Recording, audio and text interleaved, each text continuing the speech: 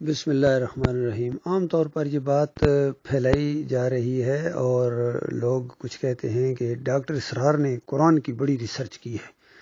پوری زندگی اس کی گزر گئی قرآن کا مطالعہ کرتے ہوئے، قرآن کا درس دیتے ہوئے، قرآن اکیڈمیاں چلاتے ہوئے، اور آخری دم تک یعنی لمبی عمر بھی پائی اور اسی چیز میں رہے۔ لیکن ایمان عقیدے کا جنازہ اس کا جس انداز سے اٹھا ہے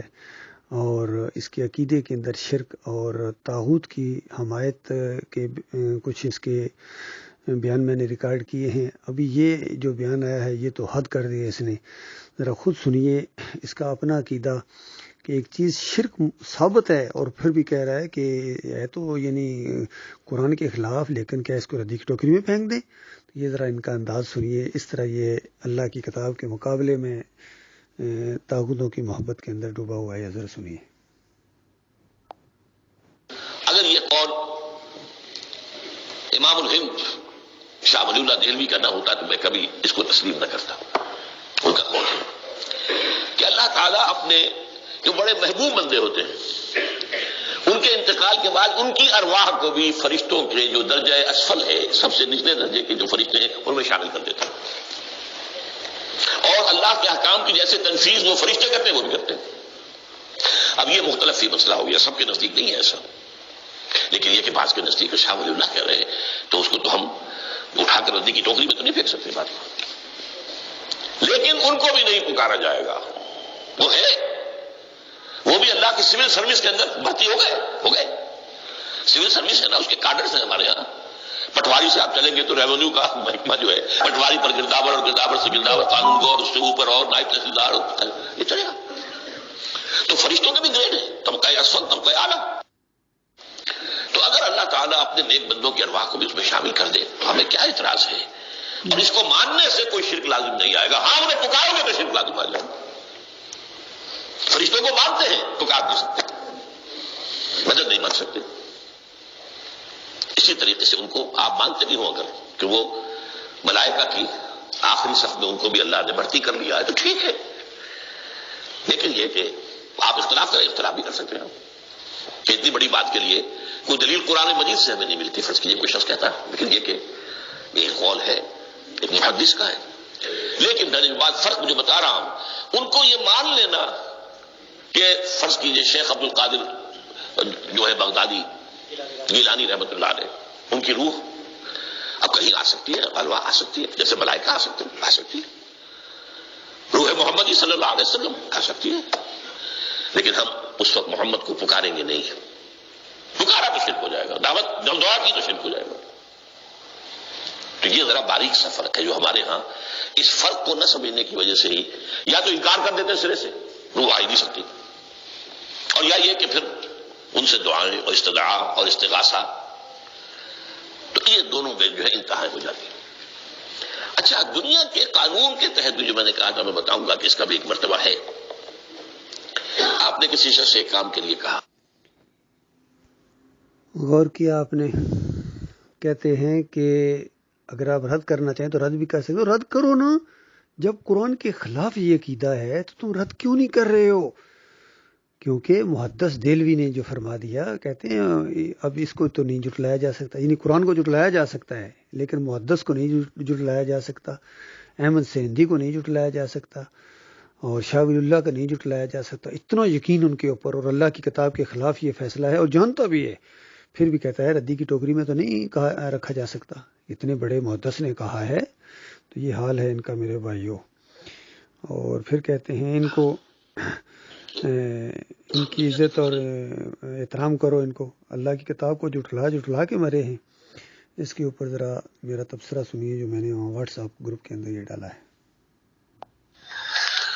دیکھیے، یہ ہوتی ہے بربادی کی انتہا کہ خود مان رہے ہیں کہ شاہ ولی اللہ کا یہ جو قول ہے یہ قرآن و حدیث کے خلاف ہے، لیکن ساتھ ہی کہہ رہے ہیں کہ اس کو ردی کی ٹوکری میں تو نہیں پھینکا جا سکتا نا۔ زیادہ بہتر ہے میرے خیال میں ڈاکٹر اسرار کو ردی کی ٹوکری میں پھینک دیا جائے، یہ زیادہ مناسب رہے گا۔ شاہ ولی اللہ کو تو ہم پھینک ہی چکے ہیں ردی کی ٹوکری میں، تم نہ پھینکو، ہم نے شاہ ولی اللہ کو پھینکا ہے ردی کی ٹوکری کے اندر، کیونکہ اس نے یہ قرآن اور حدیث کے خلاف عقیدہ دیا ہے حجت اللہ البالغہ کے اندر کہ نیک لوگوں کی روحیں ملائکہ اسفل کے اندر شامل کر دی جاتی ہیں، برتی ہو جاتے ہیں، اندازہ لگے گی برتی یہاں کھلی ہوئی ہے، اللہ برتی کر رہا ہے نیک روحوں کو فرشتوں کے اندر، اور پھر وہ فرشتے بھی وہ جو سب سے ادنا درجے کے فرشتے ہیں وہ نیک لوگوں کی روحیں ان کے اندر کہتے ہیں شامل ہو جاتے ہیں، حالانکہ اعلیٰ درجے کے بھی جو فرشتے ہیں، ادنا درجے کا مومن بھی جو ہے وہ بھی ان سے آگے ہے،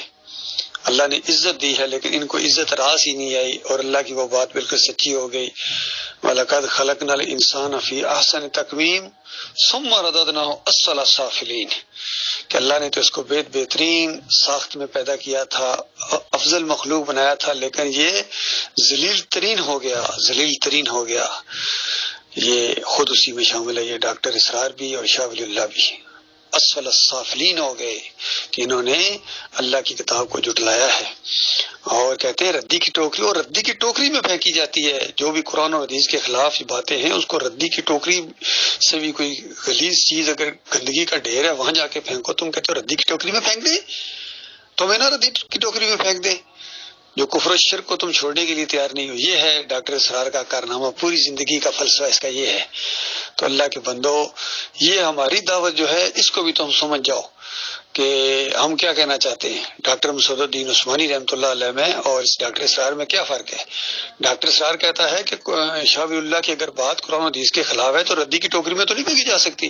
تو ڈاکٹر عثمانی رحمۃ اللہ علیہ کہتے ہیں کہ ردی کی ٹوکری میں پھینکو، اور جس نے یہ بات کہی ہے اس کو بھی ردی کی ٹوکری میں پھینکو، اور جو اس کو ردی کی ٹوکری میں نہیں پھینکتا اس کو بھی ردی کی ٹوکری میں پھینکو، کیونکہ ہماری مالک کی بات کو جو جھٹلائے اور اپنی چلائے اور اپنے پیر اور اپنے علامہ کی بات کو پیش کرے تو وہ ردی کی ٹوکری میں پھینکنے کے لائق ہیں۔ یہ بالکل حق بات ہے، کسی پر چوٹ لگے کوئی ناراض ہو، یہ کلیہ ہاتھ میں آ گیا اللہ کے معاملے میں، اور اسی کلیے کی وجہ سے ڈاکٹر اسرار کو بھی ردی کی ٹوکری میں پھینکا ہے ہم نے، اور اعلیٰ حضرت کو بھی اور ابو العلا کو بھی، اور جو سابقہ امیر رہ چکے ہیں اس جماعت کے، مومنوں کی جماعت کے امیر سے ہم ان کے ساتھ محبت بھی کرتے رہے، محمد حنیف کو بھی اسی کلیے کے تحت ردی کی ٹوکری میں پھینکا جب اس نے ہمارے مالک کی کتاب کو جھٹلا کے اپنی بات کو ثابت کرنے کی کوشش کی ہے، کیونکہ جو بھی اس سے سجدہ تعظیمی کے حوالے سے گفتگو کرتا کہتا میری تفسیر پڑھو، میری تفسیر پڑھو۔ بے ایمان یہ نہیں کہتا قرآن پڑھو، قرآن میں کیا لکھا ہوا ہے، کیونکہ قرآن اگر کوئی پڑھے گا تو وہاں تو بالکل صاف بات ہے کہ پورے خاندان نے اللہ کو سجدہ کیا، شکر گزاری کا سجدہ ہے، اور انبیاء اللہ ہی کو سجدہ کرتے ہیں۔ نص ہے قرآن کی سورہ مریم 58 نمبر آیت، ہر جگہ اللہ تعالیٰ نے یہی بات بیان کی ہے کہ انبیاء اللہ کے بندے ہوتے ہیں، سب سے زیادہ معزز اس وجہ سے ہوتے ہیں کہ سب سے زیادہ اللہ سے ڈرنے والے ہوتے ہیں، اللہ کی بندگی کرنے والے ہوتے ہیں، اللہ کے سامنے جھکنے والے ہوتے ہیں، اور اسی وجہ سے ان کا مقام ہوتا ہے۔ لیکن اگر یہ شرک کرتے وَلَوْ أَشْرَكُوا لَحَبِطَ عَنْهُمْ مَا كَانُوا يَعْمَلُونَ کہ میں انبیاء کا بھی اللہ تعالیٰ کہتا ہے اعمال کو برباد کر دیتا اگر یہ شرک کرتے۔ تو یہ صاف دیکھے ڈاکٹر اسرار کہہ رہا ہے کہ ٹھیک ہے یہ غلط بات کہی ہے، اس نے قرآن کے خلاف کہی ہے، لیکن ردی کی ٹوکری میں تو نہیں پھینکا جا سکتا۔ اور شاہ ولی اللہ نے کہی ہے، ہائے ہائے ہائے، اس کو کہتے ہیں طاغوت کی بندگی، اس کو کہتے ہیں شرک، اس کو کہتے ہیں کفر، اس کو کہتے ہیں اللہ کی کتاب کا مذاق اڑانا، انبیاء کی دعوت کا مذاق اڑانا۔ یہ ہے اس کا کارنامہ۔ اللہ کے بندو غور کرو، اب بھی اگر تمہاری آنکھیں نہیں کھلتی ہے پھر تم سب ردی کی ٹوکری میں پھینکے جانے کے لائق ہو،